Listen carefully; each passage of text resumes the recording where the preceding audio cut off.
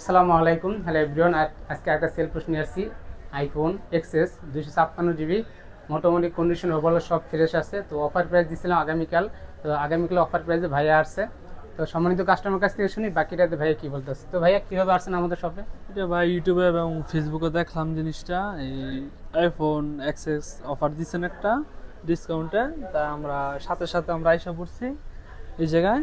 সহজে আসতে পারছেন দোকানে? জি, সহজে আসতে পারছি এবং লোকেশন সব দেওয়া ছিল।